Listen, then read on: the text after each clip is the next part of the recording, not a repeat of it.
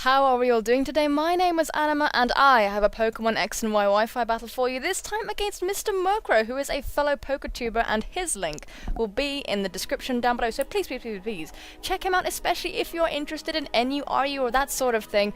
I sure as hell know I am, so yeah, just check it out, please. You'll do yourselves a favour if you are interested in that sort of content. So, I found Mr. Murkrow on, I found Mr. Murkrow on Pimp Knight's Twitch stream, which I definitely recommend you guys all check out because there's lots and lots of NURU stuff going on there, and it's super cool, and it's just great. I'm going to be going there more often, hopefully, to get some battles for you guys to view.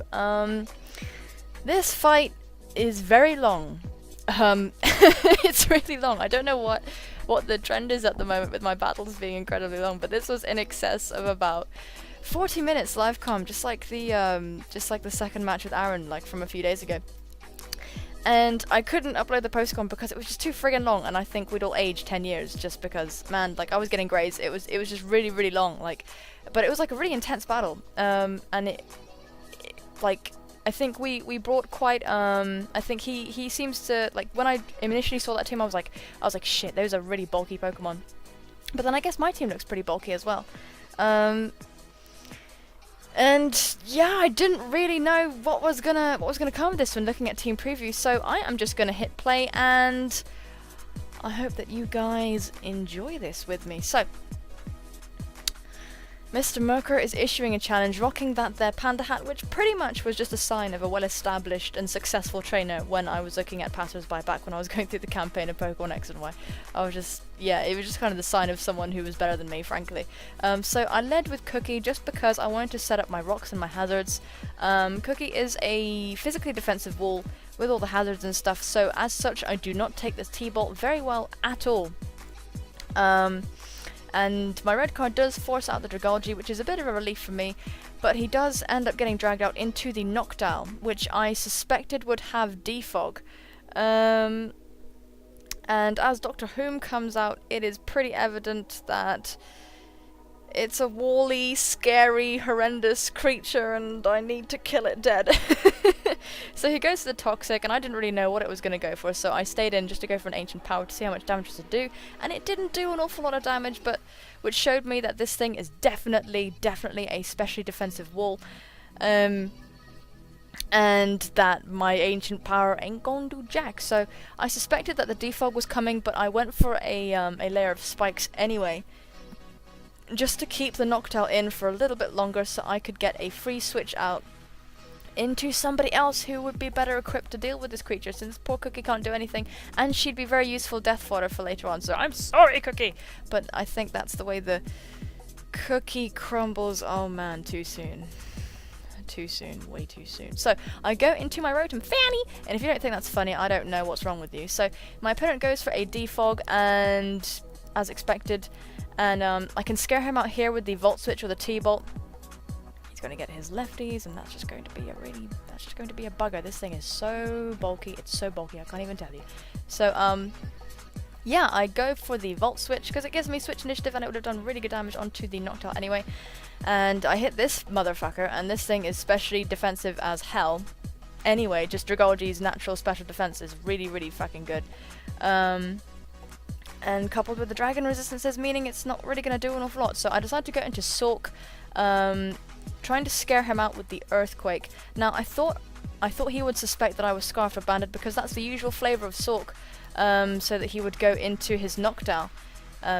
So predicting that, I went for the Stone Edge, and I wanted to maintain the bluff that I might have been banded or scarfed, so I decided to switch out despite my being Expert Belt, and my close combat would have done a hell of a lot of damage to this thing, but I thought, oh yeah, no, I don't know, I just decided to switch out and maybe just see what this thing was about. I wasn't really sure that my close combat would even do an awful lot of damage, to be honest with you, because Furfurs are bulky as hell. Anyway, this facade doesn't do an awful lot to Cookie, but it doesn't really matter as I die to the poison anyway. And Furfur is just supreme. Like, people, you need to be afraid of Furfur, you really do. So my opponent withdraws and goes into Dr. Whom again. And this thing is just, it's just going to ruin my life. It's just going to ruin my life. So I go for the Draco Meteor just to see how much damage this would do. obviously Doctor Whom does not give a shit. He didn't even feel that. He doesn't even understand. Frankly, I think he liked it. He's gonna get, Doctor Whom, she is going to get a bit of lefties recovery as I go for the toxic. This is the best thing I can do to this creature just to try and cancel out the lefties and the roost, because its potency for healing is just so strong.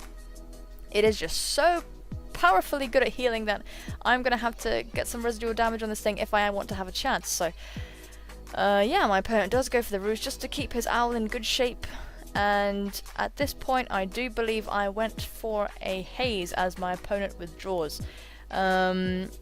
Yeah, the point of haze is to just, you know, get rid of my stat decreases and eliminate my opponent's stat increases, so it's just a happy time for everybody.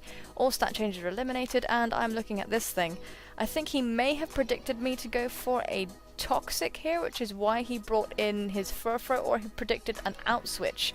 But there wouldn't really have been much of a reason for me to switch out, because even if my Altaria got poisoned by the Noctowl or something like that, I have Natural Cure, and then I would have impetus to switch out. So he goes into his Pool Noodle, who does not mind this Draco Meteor, honestly.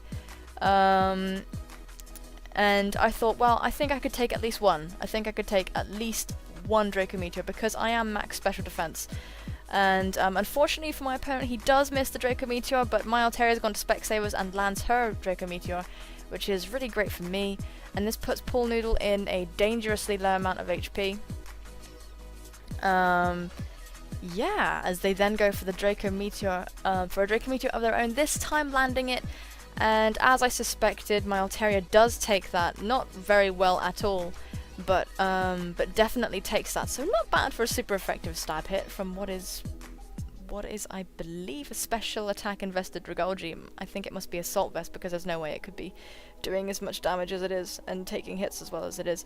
So my opponent then switches out into their Frogadier. Now I am scared as shit of this thing, because this is Greninja Jr. and Greninja is just a pain in my ass. It is a pain in my ass, specifically. I'm sorry for that imagery. So I decided to switch the hell out of here, because I do not want to take an Ice Beam to the face, because that would be a dead-ass Dragon Bird. And I switch out into Rushmore, my Regigigas. This Regigigas is Assault Vested, not my idea, not even my set. It is the set of someone who is really bloody cool. And she put this set together with the Dizzy Punch and the Drain Punch and the so on and so forth. Assault Vested to aid Regigigas' bulk, and yeah. It's really good. It does a really good job when it's like given the space to. So obviously he realizes that the Greninja Jr. can't really do anything to me, and he switches out into Doctor Whom, who is going to take this knockoff, which is really great for me because the leftovers is gone. Now I know he is going to try and poison my big old beastie, so I decide to switch into Altaria, who does not give a single shit about being poisoned, which is really nice for me. So my Dragon Bird is out here sitting pretty. She's completely nonplussed, which is fine. And I know that in this one-on-one, it's not really anyone coming out on top. So frankly, and when this happens, I'm inclined to not really move until my opponent does, especially if I'm statused. And, you know, there's not really an awful lot we can do to each other. So I decided to go for the Draco Meteor just to start putting pressure on this Noctowl.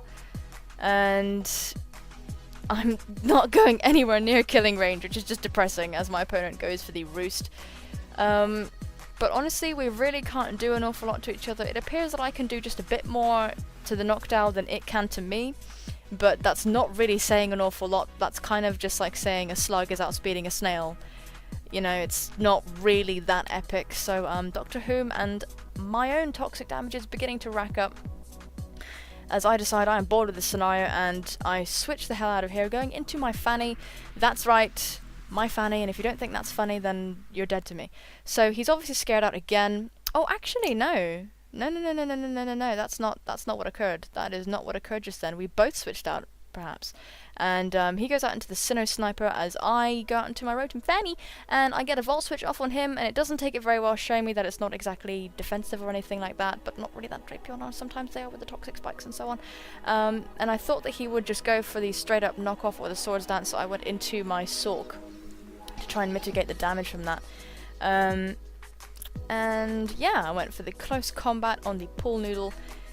And it dies. It's a resisted hit, but at the range of HP it is at, there is no friggin' way that it would have been able to take one. Now, I wish I had gone for the EQ, but I thought that might have been a bit predictable, and I thought he might have brought in his knockdown instead.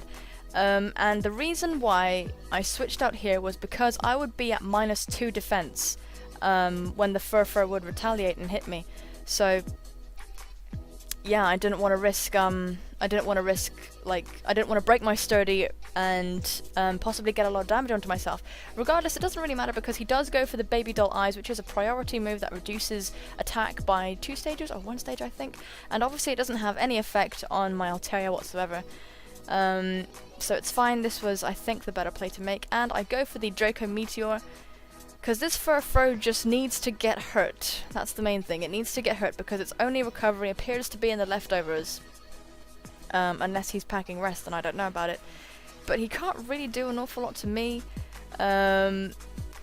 So we're just kind of staring at each other. There is no way in hell I'm going to toxic that thing because I know that it's got facade and I don't want to be helping out my opponent in any way, shape or form. So I decided to go out into Rushmore. Yeah, wanting to perhaps get a knockoff off or something, but no, my opponent decides to stay in and goes for the T-Wave, and obviously that really shoots my slow start in the foot, but I'm like, that's okay. I don't really rely on Regigigos' speed, as funny as that sounds. I just kind of like the attack. And he does fine, but regardless, my slow start is definitely not really going to amount to an awful lot speed-wise. And I get fully parried, which doesn't really matter, I don't think, in the long run, but I am protected from the toxic for as long as I'm paralyzed, so that's fine. So I'm looking at this knockdown and I'm thinking I just need to like smack it up a bit, so I decide to go for the Dizzy Punch, which is gonna do a good amount of damage. Actually, it's the most damage I've seen on this knockdown, but it was a critical hit, so that tells you a lot about how bulky this creature truly is. Although my attack stat is half because of the slow start, it's just, oh man, it's just painful, honestly. So he goes out into the Sinnoh Sniper, and this thing is pretty scary. But I'm able to get off a Drain Punch, and that does absolutely nothing. I was anticipating my opponent going for the Roost, which is why I went for the Drain Punch, because my opponent would have lost their flying typing, and my Drain Punch would have been super effective. However, they decided to go for the Smart Play, go into the Drain Punch, and this is what we're seeing right now. So, he gets the critical hit on the Cross Poison, not really a big deal, because, I don't know, I just expect these things to be inflicting critical hits. So, especially with things like Cross Poison and Night Slash, which have a high critical hit ratio, I decided to go back out into my Fanny and go for the Volt Switch.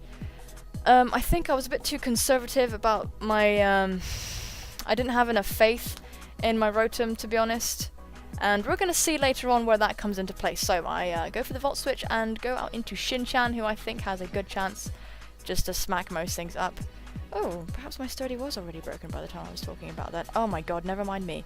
And he goes out into this Furfro, and I kind of thought there might just be like another baby doll eyes type situation happening, but he goes for the T-Wave, and that's fine. I want to be able to worry this Furfro away before I had my Sork in front of it, so I could be sure that it would die. Yeah, so he goes for the T-Wave, and that doesn't bother my Altaria whatsoever because of the Natural Cure. And we're back in this situation again with my wall staring at his wall, and he goes back out into Dr. Whom as I go for the Draco Meteor, and I get a miss this time, so yep, should have gone to Specsavers. Not spending enough time in Specsavers, obviously. If you don't know what I'm referring to, then please look it up. It's probably an English thing. Yeah, so Dr. Whom gets some more toxic damage, and I switch out. Now, I was anticipating him going out into something else, I think, which is why I went out into my Camerupt, but he does go for the Nightshade, and that does quite a spot of damage, and I must have got confused here with the Leftovers recovery, because, as you're about to see, I don't really make a bunch of optimum plays here. I was really hoping he wouldn't go for the Toxic, because this is a sub-in Camerupt, so I thought, tits, if he goes for Toxic, then, like, I'm just gonna start dying. Me and my Beanie Baby bag thing are just gonna start dying over here. So I was like, oh, tits! There's just tits! So many tits! That's all I can really say about this situation. So he's getting worn away by Toxic, and I was like, oh my god, please kill it. But no, he's fine. He's totally fine.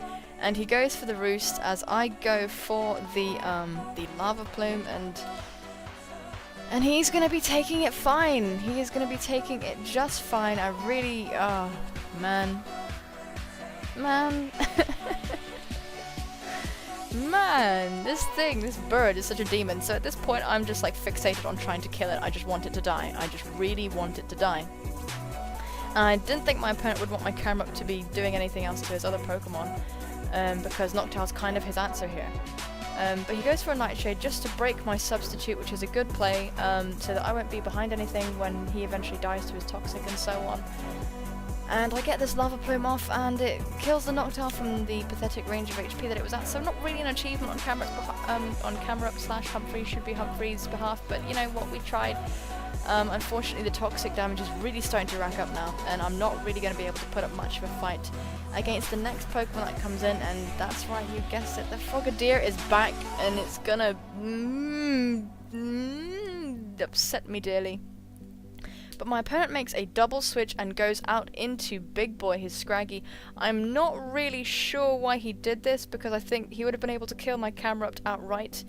But never mind, it's after the fact now. Perhaps he had some sort of plan that I'm not privy to. So I went for the Earth Power, and it did a good amount of damage, so at this point I'm not really that afraid of this thing. I thought, it's not going to do dance, it has to kill me. It has to kill me, otherwise I'm going to kill it, so I just decided to stay in. And the Drain Punch goes off, and he does get a Moxie boost, which makes me a bit afraid, but then I do have my Fanny, who I can call to whenever I'm in need, which, oh my god, this is honestly just going down to the toilet. I really need to stop talking. Sometimes, I know like the whole point of this is that I'm talking, but like, I need to stop talking. So my Fanny manages to take out that lizard. Weird imagery going on here. And that's fine. Here is what I'm saying by me not having enough faith in my Rotom fan. I did not think an Air Slash would be able to kill this Frogadier. I really did not think an Air Slash would be enough to kill it, which is why I switched out into my Altaria here. Now, I go back out into my Rotom, and what I really should have done here, I really should have just started going for Thunderbolt, and it occurred to me literally just after I clicked Volt Switch that I should have just started going for Thunderbolt, because as you're about to see, that Volt Switch is just a little smidgen out of killing range. Whereas if I'd just gone for T-Bolt, everything would have been fine, it would have been hunky-dory. So, Frogadier goes for the Ice Beam, Frogadier Greninja, it's really fucking weird, it's called Greninja. Goes for the Ice Beam and dies. And that's really great for me. I'm like, yeah, it's gone, it's fine, it's fabulous. And my opponent's last Pokemon is such Doge, who goes for the Sucker Punch. Honestly, I should have expected that because I run Sucker Punch on my Furfrou, so I really should have seen that coming, but there's not really, I could have just gone into Rotom, but couldn't risk the possible damage from like a return or something. Just wanted to mitigate losses, and oh my god. So I go out into Rotom, and this is a very strange series of events. I go for the T-Bolt, and from this range it is pretty much a guaranteed 3KO, but I get the Paralyze, and I'm like, oh no, I really didn't want this because it has the Facade. But fortunately for me, the Furfrou does get fully parried, so yeah, that's really unfortunate for my opponent as I go for the second T-Bolt. Now he goes for the Facade, and this does a lot of damage, so it's like a bit, I don't know, it's a bit unfortunate, but I think, so yeah, obviously he went for the Sucker Punch here just in a final attempt to try and kill my Rotom, as this T-Bolt does take him out. So that's a really good game, Mr. Murkrow. Thank you very much for the battle. With the Furfrou there, I do think that the Facade would have been like a 3KO or a 4KO, so that is without the Paralyzes, but with the Paralyzes it's obviously like a clean 2KO, so I don't really think the Paralyzes mattered that much, because it would have been like Facade, Sucker Punch, and if 3 Facades wouldn't, you know, I don't know, I don't think it would have been enough. But whatever, it doesn't really matter anyway. Guys, did you enjoy that battle? I certainly did. I thought it was really good. It was really bloody long though. I really hope you guys enjoyed that as much as I did. Please check out Mr. Murkrow. Obviously, as I said in the beginning, his link will be in the description down below. And if you did like this video, if you do feel inclined to leave a like or a comment, then please do so. Obviously, you completely bloody don't have to, but I would super appreciate it if you would. The likes and the comments are absolutely phenomenal, and I really, really, really enjoy reading them. You have no idea how much I truly do enjoy reading them. So please, please, please don't be shy. Just leave me a comment. I don't even care. It's fine. It's wonderful. I really, really enjoy it. So please, please, please take care of yourselves, and I will see you soon. Bye-bye!